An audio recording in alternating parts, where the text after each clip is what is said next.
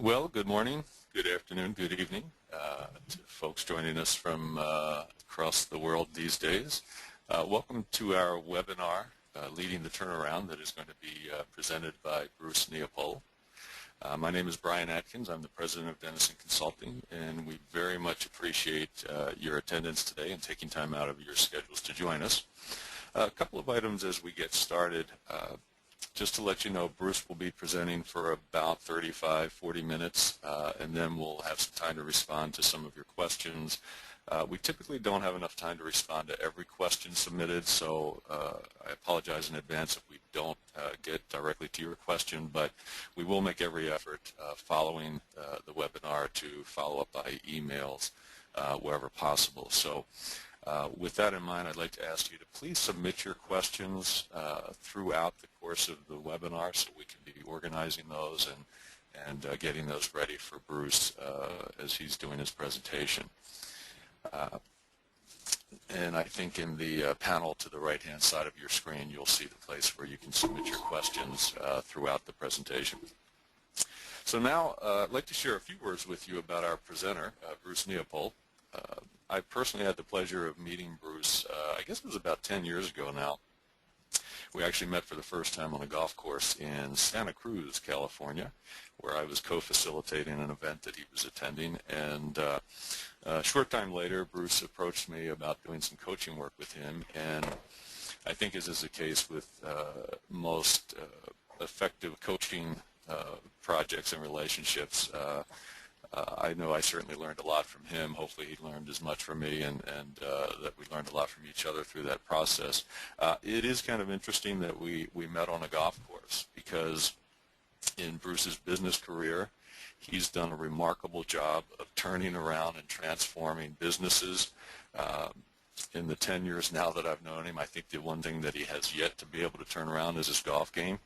So the good news for all of us is that Bruce is here today to talk about business and not golf, maybe another time. I can tell you that Bruce is a very humble guy, and he's often hesitant to talk about his role and his impact as a leader. But from my perspective, Bruce is a really good example of what Jim Collins often refers to as that level 5 leader, somebody with great technical skills, team-oriented, but also a real level of humility as well. But I can also tell you that as someone who has had the pleasure and opportunity to consult to and coach many leaders, Bruce is the real deal. I mean, he's a great blend of business expertise, experience, people skills, all of those things. And this is a great topic for him to be talking about, because Bruce has led at least 9 business turnarounds during the course of his career. And I can't think of a better time for all of us as we're trying to think about how to transform, retrench, revitalize our businesses. I can't think of a better time for us to be hearing from Bruce, and particularly on this topic of leading the turnaround. So without any further ado, I'm going to turn it over to you, Bruce, and let you take us through your presentation. Thanks, Brian. Good morning, everyone. It's a pleasure to be with you. Today we're going to look at business turnarounds and strategies that can help a struggling business get to a better place as quickly as possible. First off, and before we get into the main body of the presentation, I'd like to thank Dan and Brian for inviting me to present. We've been working together to find ways to expand in the private equity and turnaround field, and I'm looking forward to sharing some initial thinking. Brian, thank you for the introduction. I know my golf game has not improved significantly. However, the picture you see on your screen was presented to me by one of my turnaround teams. On the personal side, I have a great interest in anything on 4 wheels, sometimes 2 as well. So fair warning, you'll probably hear various automotive metaphors as we power through the presentation. As mentioned, this morning the subject is leading the turnaround. Business turnarounds are fascinating. What I've seen in a turnaround can often take years, decades, or may never unfold in a normal operating environment. It's kind of like an accelerated life process. And, you know, as I'm sure many of you have been a part of or seen businesses in a turnaround situation, I hope that we can add to the dialogue this morning, and I look forward to your questions at the end of the session. So we'll start by discussing what a turnaround situation looks like, so we're all kind of level set on the subject. Then I'll cover a four-phase approach, which I found effective in moving a business through the turnaround environment. Finally, we'll wind up the presentation with a discussion of what benefits can come from a successful effort. This morning, I'll draw on some experience as a turnaround leader in a number of business settings and industries, in forestry products, chainsaws, brands such as Husqvarna, and Neapole and Weed Eater, and chemical containment, customers like Monsanto, Sandoz, and several roles in the consumer products arena. In that latter group, one of the more familiar brands was Swingline Staplers and Punches. It's a North American market-leading brand in the office products industry, as many of you probably know. From 2001 to 2005, I was president of Swingline and led a turnaround of the business. Of course, now popularly known and associated with the movie Office Space. I'm sure many of you will recognize the red stapler on screen, which was a hit of that movie. The Swingline business was founded in the 1920s and gradually became the dominant brand in the country. However, by the late 1990s, heavy customer consolidation had taken its toll. The innovation engine had started to sputter. The category was becoming highly commoditized, and its market positions were being attacked by private label. Worse, margins were really being compressed, and its operating results had declined to less than acceptable returns. Top line was shrinking. So not a good picture. However, a series of actions were taken to turn around the business and ultimately return it to being a profitable, growing business with superior return on assets. And just to show you a little bit of the trend there, in fact, return on assets improved over six-fold in the course of the turnaround. So you can see the multitude of initiatives underway across the time frame as the turnaround took hold, reconfiguring the supply side, getting out of non-contributing activities, going back to the core with significant brand and product development investments, ultimately leading to a brand new product portfolio, driving a rejuvenated growth business. So I'll use examples from the Swingline turnaround to help illustrate approaches which I have used and which can be used in other turnaround situations. But first, let's step back a bit and define just what a turnaround situation is. It's a timely discussion, isn't it? Businesses enter turnaround situations for many reasons, and root causes can be diverse. Internal factors, such as non-competitive costs, operational inefficiency, external factors, such as technology change, competitive threat, customer consolidation, changing consumer taste. Of course, there are some macro factors which can affect an overall environment, such as we are seeing now in the current economic times. Without a doubt, the current economic climate, unfortunately, is creating a turnaround environment in many respects for a number of previously healthy players. Here's a good working definition of a turnaround situation. It can be described as follows: a condition which, if not addressed with sufficient resources in an aggressive time frame, will result in long-term damage or destruction of the enterprise. You would think that situation would be pretty obvious, wouldn't you? Well, one of the common themes I've noticed is that often the arrival of a turnaround situation seems to come as a surprise, particularly to leadership. And for those of you familiar with Gary Larson, here's some of his gallows humor on the subject. Say, what's a mountain goat doing way up here in a cloud bank?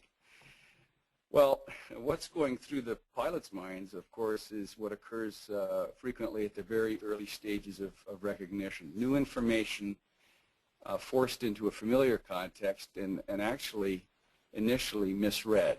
And the thinking is, of course, that things are still okay because most things still look the way they always have. And this is similar for many businesses. Unfortunately, This misread often causes a delayed reaction, which then sets up the extreme measures frequently needed for correction in business turnaround situations. In fact, when we look at downturns across a wide variety of industries over a long period, spanning multiple economic cycles, with the benefit of hindsight, the following pattern seems to emerge. Now, this chart is from the Harvard Business Review book, Managing Through the Turnaround by Matt Olson, and it's aptly titled, No Soft Landings.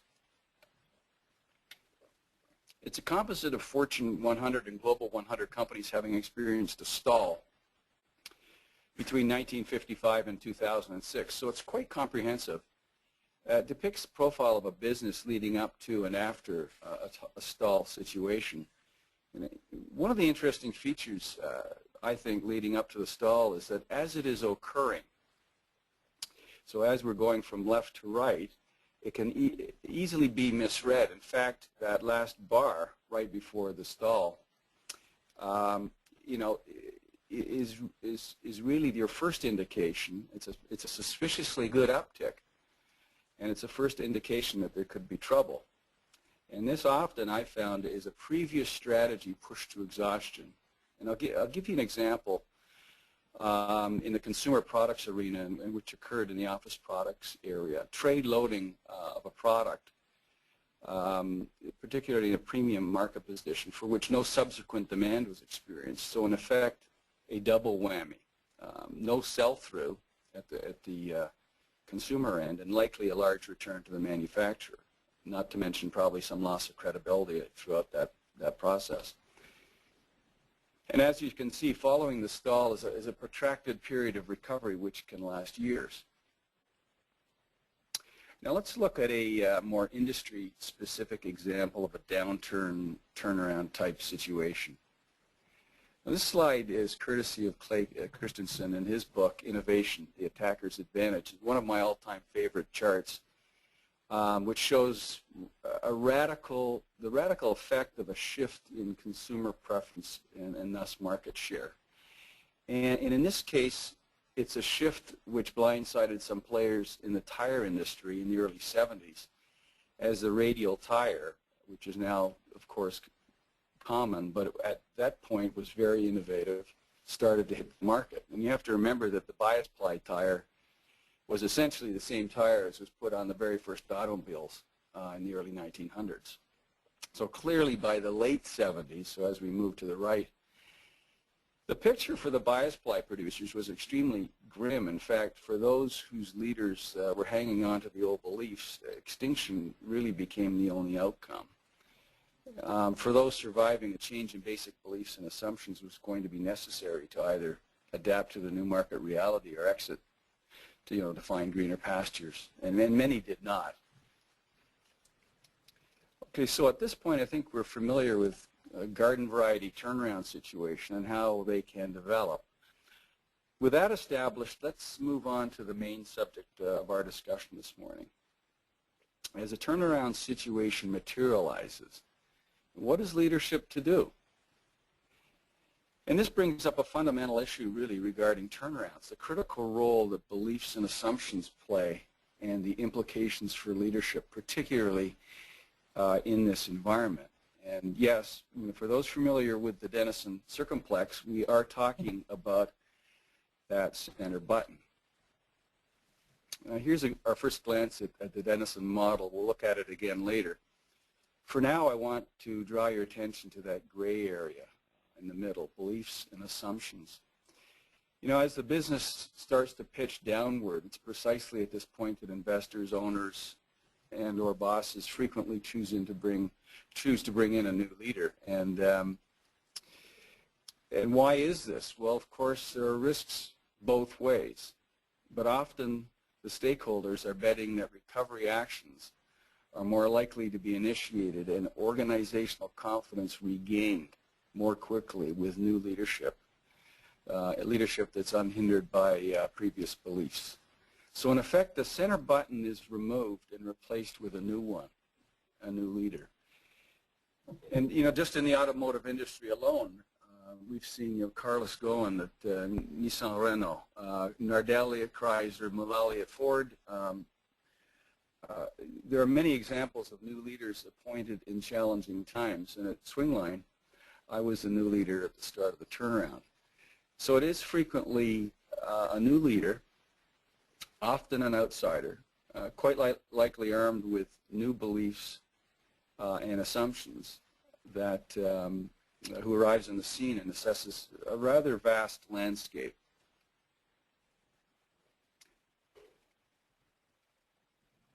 This is in effect the hand of cards that they're now holding. Options available can literally expand the entire extended value chain. Often due to time or resource constraints, the leader has to rely on experience to look for creative ways to rearrange, realign, shift, and modify. In short, how should this hand be played?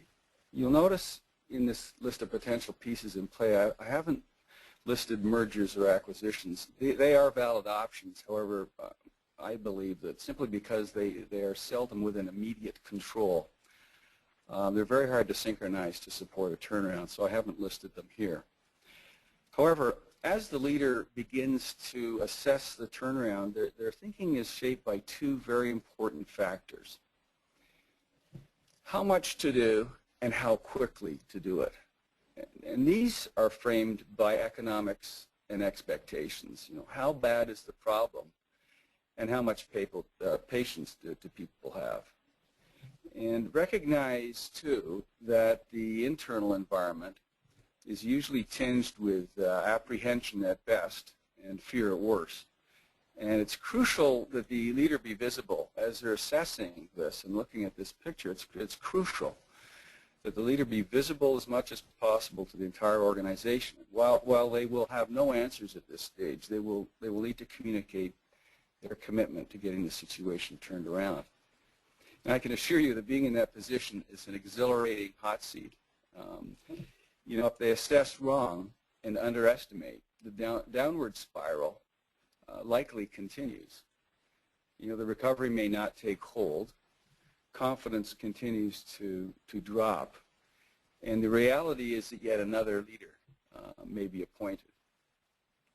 At minimum, this would force the organization through another damaging contraction and in all likelihood, a delay in the recovery. On the other hand, if the situation is sized up correctly, sufficient early measures are identified and taken, momentum shifts, and credibility and critically confidence return, and the enterprise will live to fight another day. With this in mind, the leader now steps into the job of turning around the ailing enterprise. I must say, this is always hard work, and it's usually harder and longer than initially anticipated. However, the results of a successful turnaround are extremely satisfying. I've found the following four-part approach significantly helped me in driving a successful outcome. So the four phases of a successful turnaround from a leadership perspective, they capture what the leader, his or her team, and finally the organization's game plan would be. First phase is assessment.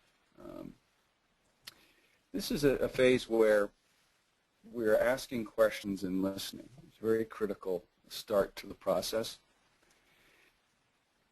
The second phase is support, where we're really creating a hypothesis. Now we're understanding the situation clearly, and we're creating an idea, an hypothesis of a potential workout, and then getting buy-in. And clearly this is dependent on valid hypothesis and involvement. So we'll talk about that in some depth.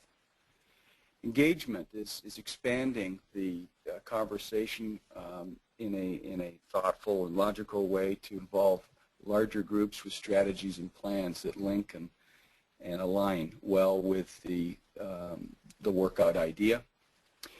Follow through is a real important phase. It's usually the longest phase, and it's really focused on execution, and I would say reward is a very critical part of this phase. So we're talking about good follow-through and then hopefully successful results. There is an occasional situation in a catastrophic type of situation.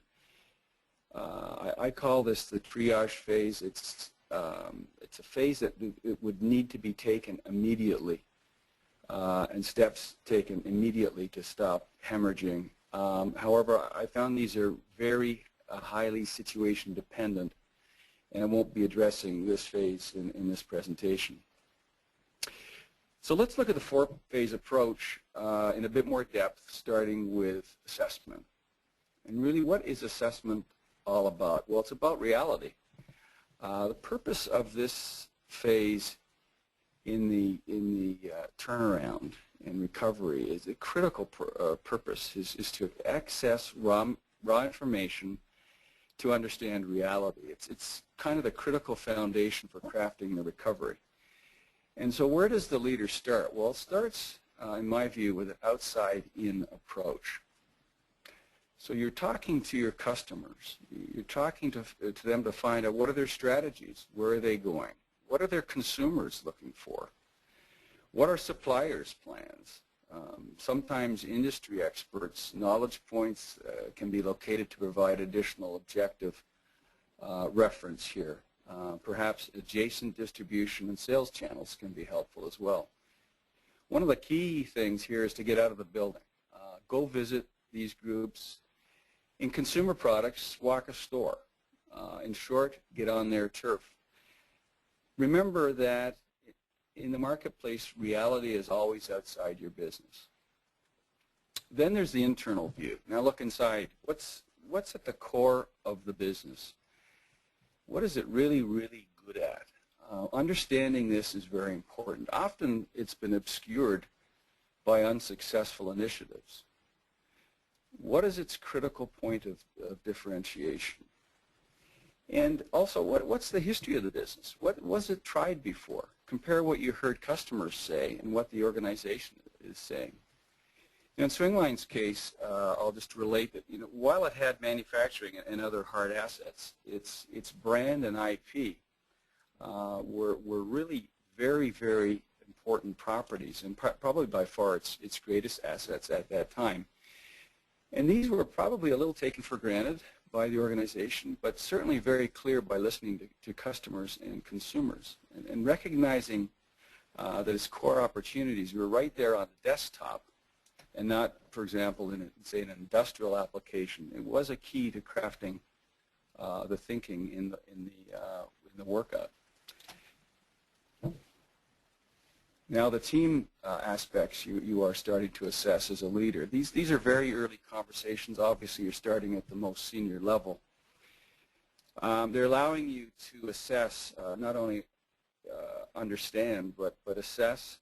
You're keeping in mind fit and potential structural changes which may be coming along, which may complement what you're seeing in your leadership team down the road. So that's an important part of the first phase. Also, I would just also say that the team's assessing you as the leader. It's a very, very key part of those initial conversations are that the organization is sizing you up and sizing up your ability to look at the situation, get objective input, and just absorb. Now, the next phase is the support phase. So the assessments leads now into support, and support really is about developing a big idea and getting buy-in. And really, at the end of the day, you want to exit the support phase with a strong coalition. And we're bombarded with visions of the hero leader, and I'm not sure I'm a subscriber of that notion. The reality of a turnaround situation truly is a team sport. In fact, teamwork is probably more crucial and indispensable, in my experience, in this type of situation. And so you need to exit this phase having not only having a great workout idea, but also, and probably more importantly, having that strong coalition. So you're developing your hypothesis, and what that's a straw man. It's a future state. You know, it's your job and your team's job to size up the new reality and devise a straw man of a future state. Obviously, with costs and benefits rough cut at that point, it's somewhat back of the envelope, but it's quantifiable in a rough cut way. Achievable goals, achievable time frame. Those are important points that people will be looking for. Often you will find that these ideas may already be in play, but not surprisingly have been ruled by previous assumptions and beliefs. So you can uncover sometimes these great ideas within the organization as it's been working through its previous experiences. The next part of the support phase is a critical part. It's the discussion part of the development of the idea. You know, after you discuss your idea, expand it to key constituents. It's crucial and critical that people are heard. You know, there's strong feelings in the organization. There's strong feelings about what it should and should not do. And it's very important that people engage themselves in that and they're heard. You do have to manage the discussion time frame because really time is the enemy at this point. So you have to watch that. And you also need to evaluate your team and how they're engaging in the discussion. Are they really supporting the new idea? Are they contributing their own creativity to the discussion? It's a very important part of the development, the team development assessment process. I'll relate an example from the office products industry, again from the Swingline turnaround. You know, Swingline was and is a strong national brand, high revenue, excuse me, high revenue, and it was a very important part of the corporation. And it was clear that though that we had to completely rebuild the business, and in fact undo many previous strategies which we knew would cause significant write-downs. This would involve manufacturing redeployment, significant product development, other capital-intensive activities which really needed to be reworked. Significant discussions were held with corporate reports, board level reports, and obviously throughout the senior go-to-market and supply side teams in this whole process to ensure that everyone had their oar in the water. It's part of having a great asset, like a great brand, but you also have to take care of everybody's interests in understanding what it is that you are trying to achieve. It's very important that time is taken, the right amount of time is taken to involve the right people in what the vision is for the future. So finally, then you have a situation where you've developed your idea, you've discussed it, and now you've got to really get agreement. And that's important. It's an important phase where you need sign-off, clear agreement amongst your senior folks that the new view is supported, that the reasonable inputs have been assessed, and now your team will be starting to assess their own sub-teams, consider implications of the changes coming up on the horizon.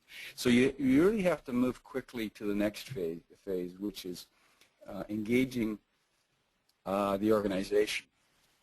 And this is where the kind of the nuts and bolts of the great or the idea, the hypothesis. This is where the nuts and bolts of that are starting to become translated into definitive plans. These are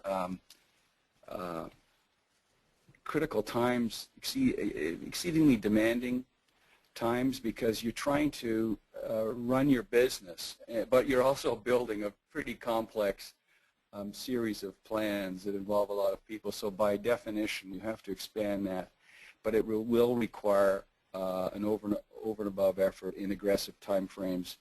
Now, you and your leadership team's job is to capture the energy from the previous phases and transmit that to the broader group, so that this challenge is now falling on a highly motivated and involved organization. And we in Swingline's situation, again, we had started this process quite early by building a core of really strong senior functional leaders, strong VPs in supply chain, marketing, sales, finance, and human resources. And we held regular quarterly strategic offsite meetings, weekly core team meetings. You had to cascade the communication to an extended, and to and through an extended leadership team, which is essentially at the director level, which met monthly. Not to mention numerous independent functional meetings that were ongoing. And then we initiated a monthly company meeting for all team members, where all key projects related to this turnaround were in a very straightforward way covered, key metrics, key deliverables reviewed and updated. So that was about a 1-hour meeting once a month. Now, we have selective team members, as I mentioned, do need to be brought together. These are in-person meetings. The guiding vision is communicated. And leaders really need to start to think through their own strategic and planning agenda, the resources they will need. The communication, as I'm mentioning here, and I have mentioned, is very, very critical. Trying times, but exciting times, and communication is important. And remember, enthusiasm is contagious, and teams are keying off their leaders' attitude and view. Lastly, the sub-teams are grappling with the real development of strategy. It's really very important that strategies are aligned. It's important that the strategic leaders communicate.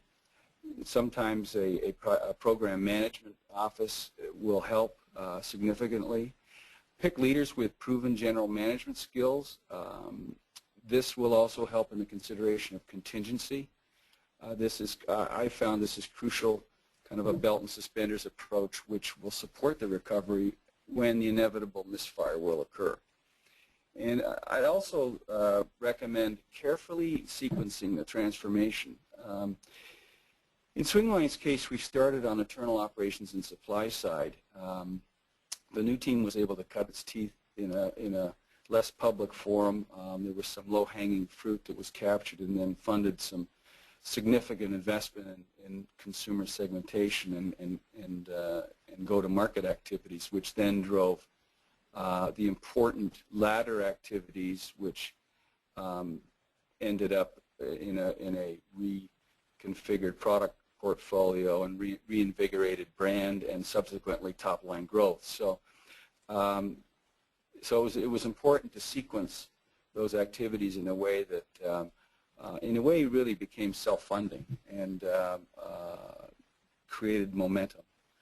Whatever you may choose to be, wherever you may choose to begin, there are now, of course, many complex plans in motion, and emphasis shifts to the final phase, which is follow through and execution and reward. Yeah, there's a lot of deliverables here, and I don't really want to cover that part of it. I think that's people are very familiar with what operational plans and executional plans look like, and good follow through in that arena. I think my point here is really spend time communicating. This is a tough phase. I believe it's likely to be the longest phase in most turnarounds. It's about getting the ball over the goal line. It's about large groups of people working cohesively together and frequently along a new path. And again, the time is the enemy here. the enterprise is attempting to reach a stated goal, it's crucial to look for ways to continually reinforce, coordinate, and adjust the plans. So it's not as if one single plan was created months and months and months ago and put in stone. It's necessary to adjust it and modify it as it unfolds, partly because it's not all figured out. You're moving into a new future, and it's not 100% clear. So you need to be able to be adaptable through this phase of the workout.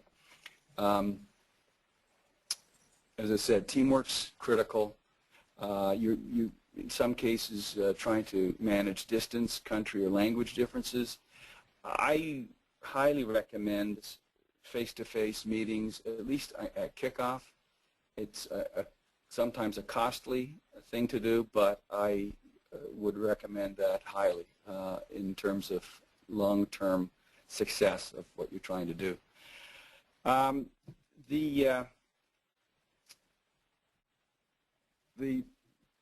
There's a point in a turnaround. Most turnarounds that I've been involved in have had a situation which I call the dip.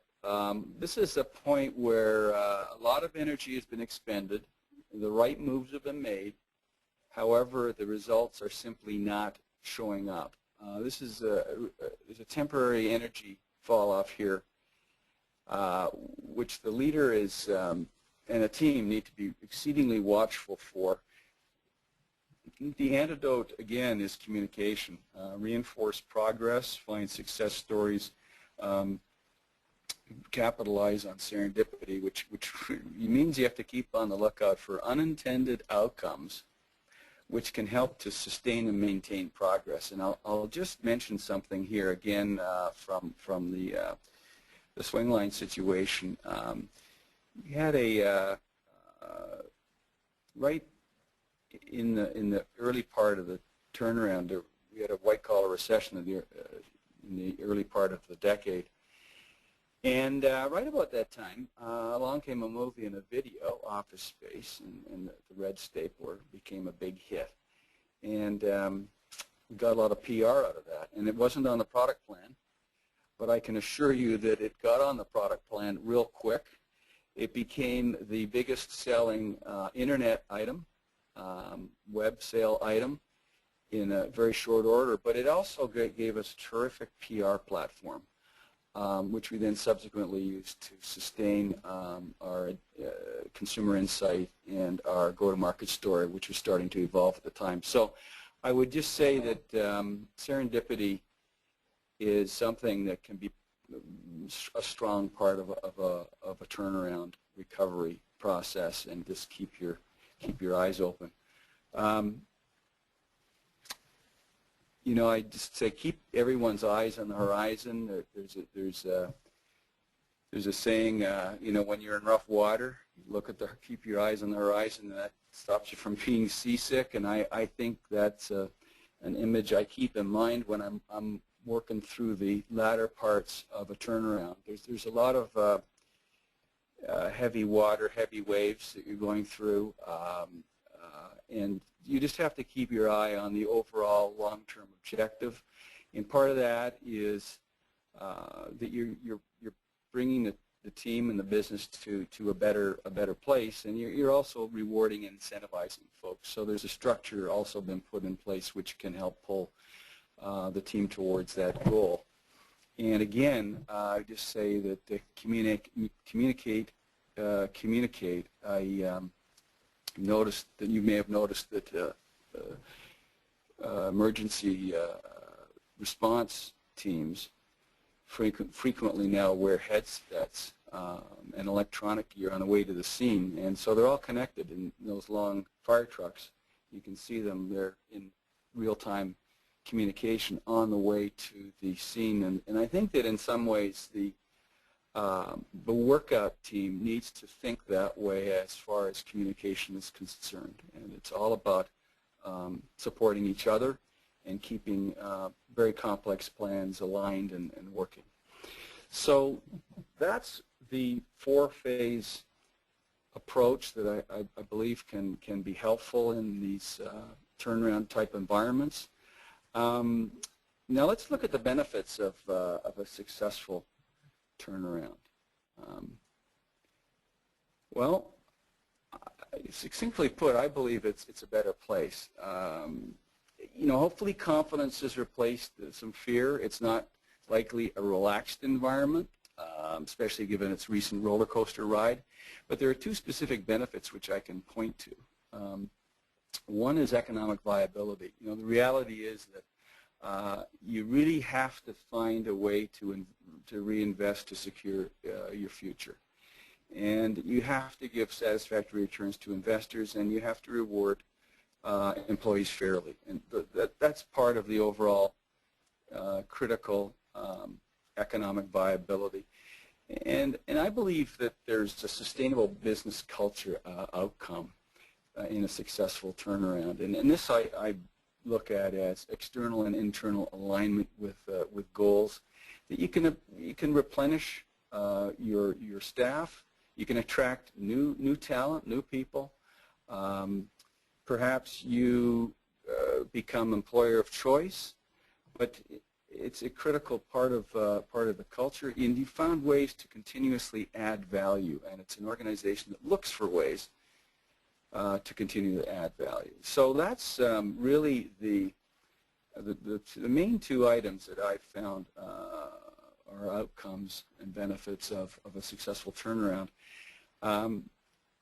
So a couple examples here. As I mentioned, the swing line turnaround.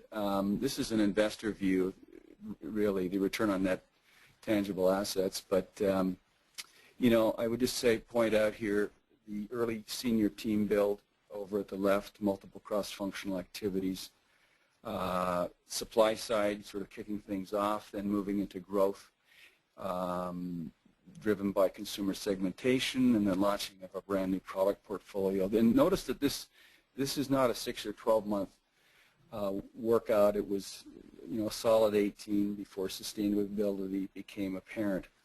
And I've just put in there our 4 phases just to give you a sense of where those kind of fit in to the overall process. I joined the business in just at the start of the assessment phase there, and you can see where it sort of moves through over time.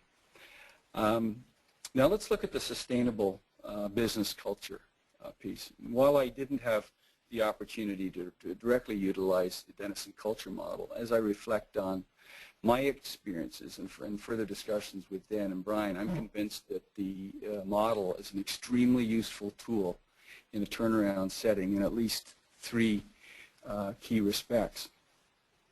It provides a thinking framework for the turnaround leader and the team, literally a comprehensive and coherent checklist which can be quickly embedded going in.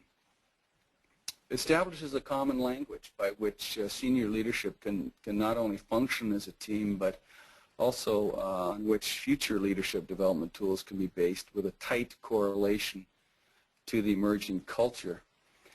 And 3, it creates a platform for establishing regularized business culture change metrics for the post-turnaround period.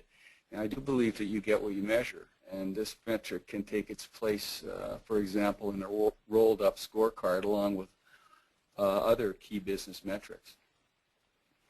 So in summary, I believe that the Denison culture model can provide a crucial framework to sustain the new winning business culture, which has arisen in conjunction with the successful performance turnaround.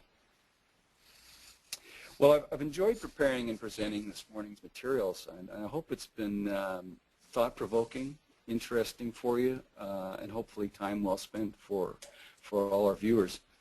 I believe that winds up the presentation portion of our webinar today, and we can now respond to questions. Great. Well, thanks, Bruce. Appreciate that walkthrough. And we do have some questions that some folks have sent in during the course of the presentation. Let me start with one. What is your experience with how, when, and why management and the board make the decision to bring in a new leader in these situations? Well, oftentimes I believe that the board has seen a business move through a number of cycles in its life, and hopefully it has. So it has a sense of what drives the business and what is driving the business. And I think that one of the things that the board is assessing is who's the right leader at the right time. And it just so happens that a turnaround situation is a very pronounced kind of downdraft, and that typically encourages some pretty strong sort of corrective action, and thus a appointment of a new leader, because it's so apparent. But in any event, I think boards should be well positioned to see those cycles and put the right leadership in place for the right point in the business's life cycle. So it does change over time. Sure.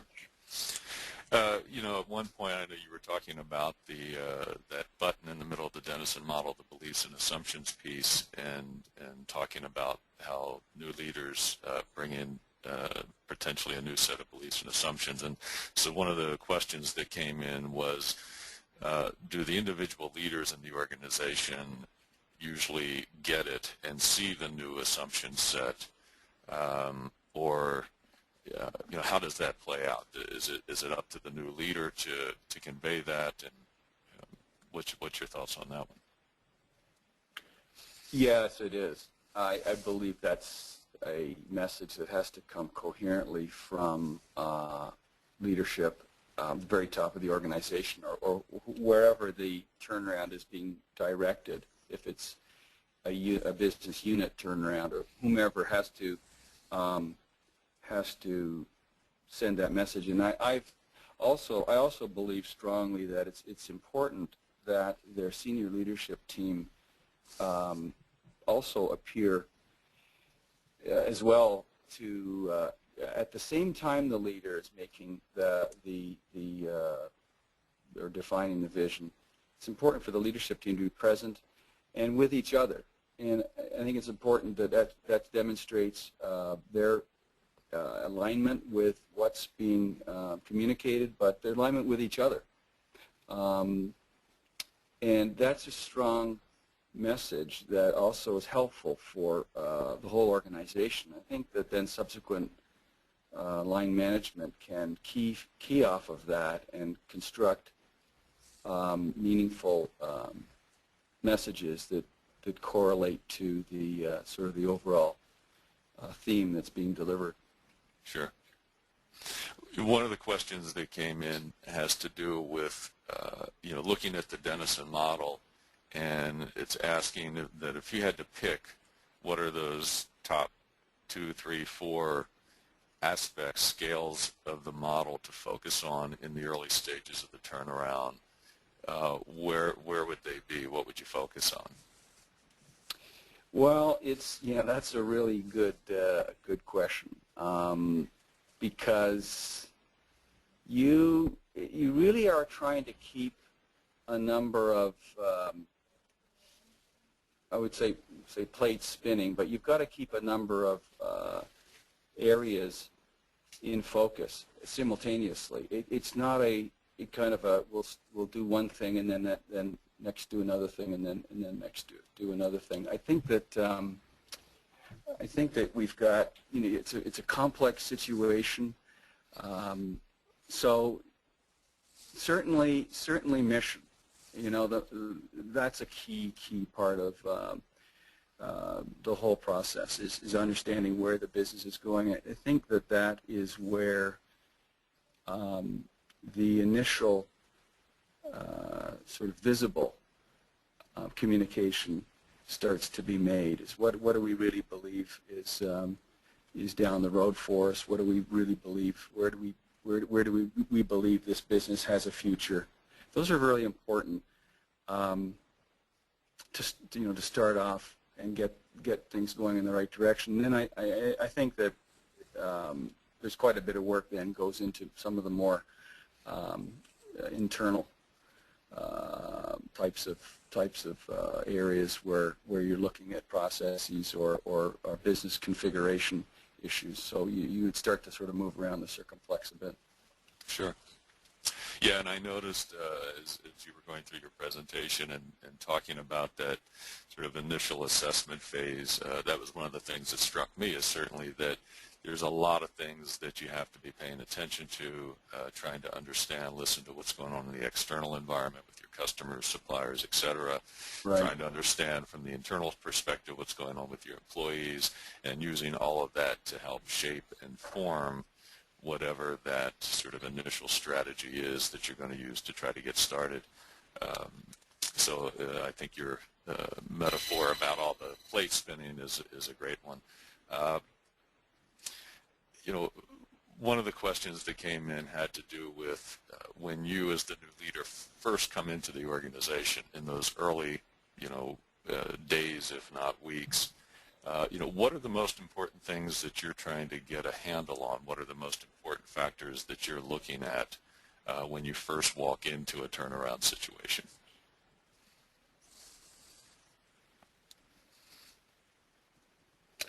Well, I think what probably goes back to what we talked about. Oftentimes, you're trying to get a handle on reality. Actually, that to me would be sort of the way I would try to sum it up.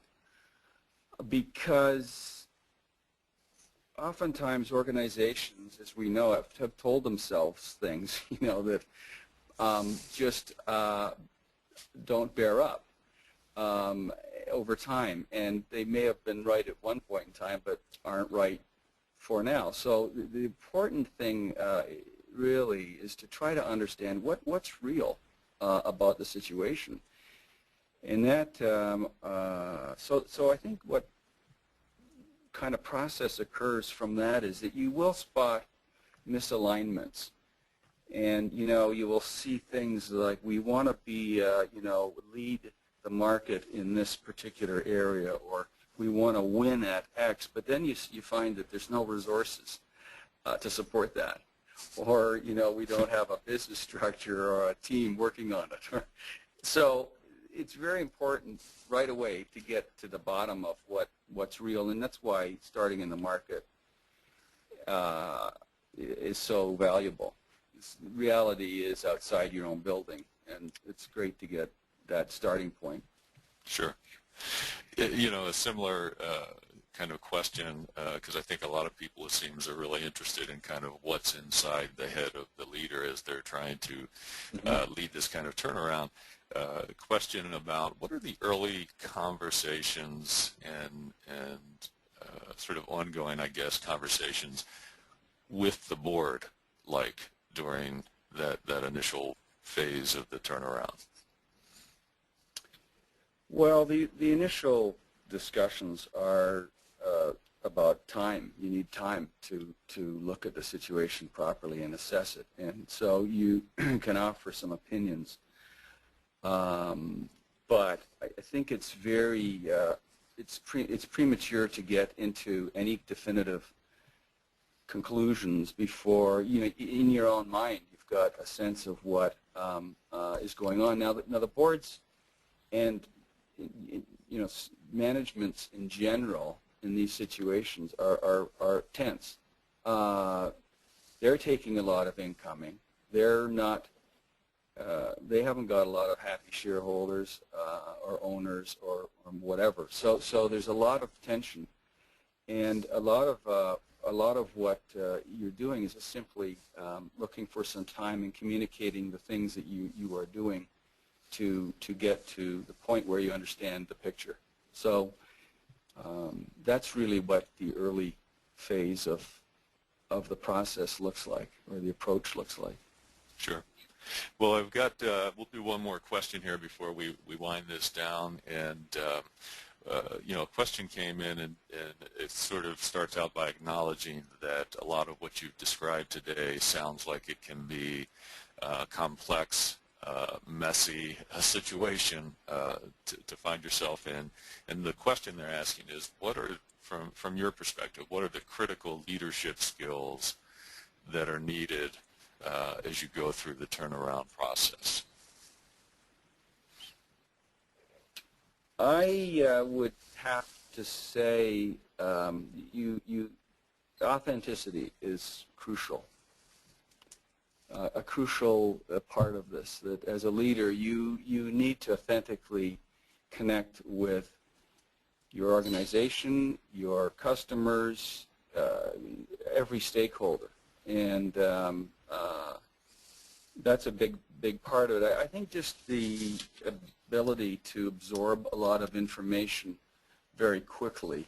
I think that just being a sponge, I call it just being a sponge. I think that it leads to something that we've talked about, which is you start to absorb a lot of information, and you're comparing that to your previous experiences, what you understand to be the case in other situations. No two situations are the same. That's certainly another truism of turnarounds, that they're all uniquely different. But what you're trying to do is absorb enough as quickly as you can to set up some sort of valid thinking that can start to be shared. So those are kind of two things that I would say are very important. And you're really trying to bring a team along with you. I mean, this really is a team endeavor, and so I wouldn't. Certainly, that's a very, very key part of a leader's job. Teams get to summits. Yeah, well, certainly your point earlier about turnarounds being a team sport is one of the things that stuck out in my mind, and that I'll certainly take away from this. Well, I really appreciate, Bruce, you're taking the time out to join us today. Your experiences and just wealth of expertise in this area is amazing, and I know it's really difficult to try to consolidate it and compact it into a 35-40-minute presentation. But I think you gave us some really great insights about what you as a leader have done, and again, to those of you who are listening, Bruce is a pretty humble guy. He's done some amazing turnaround work, and the turnarounds that he's been a part of have been amazingly successful. So one of the things I would just encourage people to do is, we're certainly excited and honored that Bruce is, starting to work in collaboration with Denison to share his insights and how he's impacted organizations. So I would encourage anybody listening or participating to contact us if you're interested at all in following up with Bruce and learning more about the work he's done and potentially how he might be able to help you or your organization. So again, we really thank you for that, Bruce. And just a quick last thing as we wind down here. I think our next webinar is scheduled for May the 27th. We've got colleague and consultant Alan Barr is going to be joining us to talk about teams, fast actions, and solution teams, and how to get people moving quickly to address some issues that they're trying to address in their organization. So we hope you'll be able to join us for that. And that will be followed by a series of webinars where we're talking about and concentrating on mergers and acquisitions and cultural integration during that process. So again, we really appreciate your taking time out of your busy schedules to be with us, and we look forward to having you join us in the future. Thanks very much.